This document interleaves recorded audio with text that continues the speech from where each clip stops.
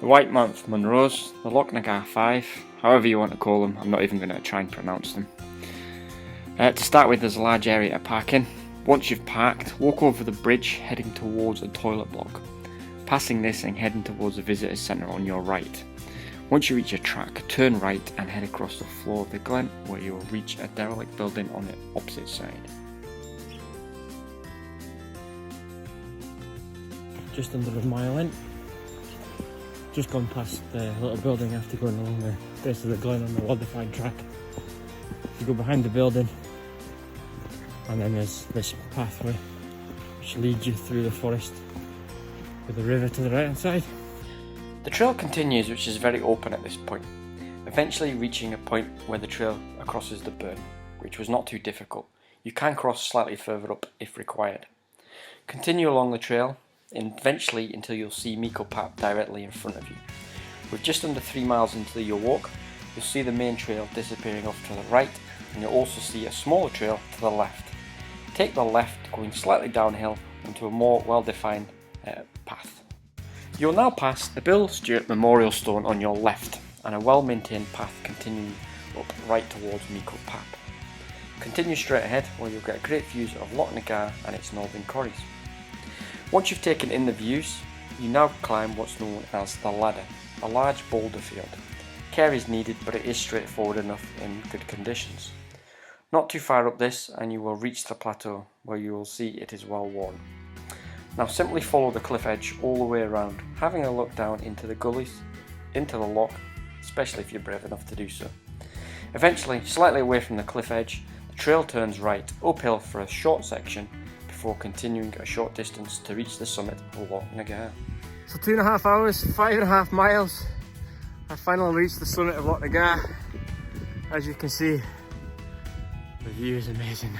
Unlike me, I hope the view will be better. Now retrace your steps partially, back to the rocky boulder you passed just before the summit.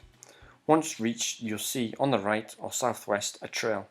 Take this turn and continue along, descending slightly and continuing along the plateau. You'll see the Stewart on your right, the most prominent part of the section with rocky features. You could head directly for this and have a look at the loch adjoining to it, or just continue.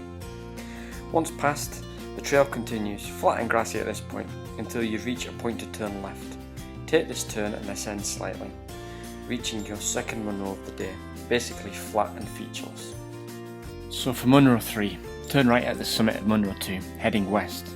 The route is not very well defined here, but you will see a burn ahead. Descend towards this and you will rejoin the Stoker's Path. So this bit's just downhill in the grassy section.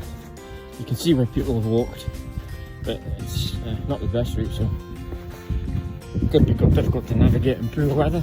So we're just basically heading down to the burn, but you can pick up the track just at the bottom there. Once you're on the Stoker's Path, cross over the first burn. Remain on the Stoker's Path until you cross a second stream. Soon after, prepare to leave the Stoker's Path, heading up a hill. So soon after you've crossed the second stream, walk up a little bit along the Stoker's Path and then take a right.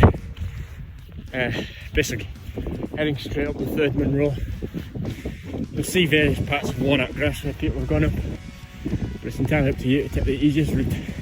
Once you've reached the top, the southern point being the top, continue slightly north where you'll find various parts of wreckage from RAF Canberra that crashed here in 1956, spread over about 600 metres squared. Once you've explored the wreckage, head back southeast initially, where you'll pick up a worn route, descending to the Bannoch. In good weather, I'm led to believe you can see the Cairn Bannoch, Munro number 4. However, on this day visibility was poor. You'll remain on this worn grassy trail, very remote and fairly flat, continuing southeast, where eventually you will see Munro 4 through the clouds with its conical shape ahead. For the final Munro of the day, continue southeast from the summit towards Broad Cairn. Eventually you'll see a smaller peak to the right.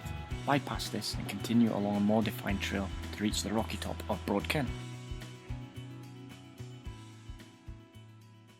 Now leave the summit at the east side, clambering down a boulder field until you pick up a bulldozed track.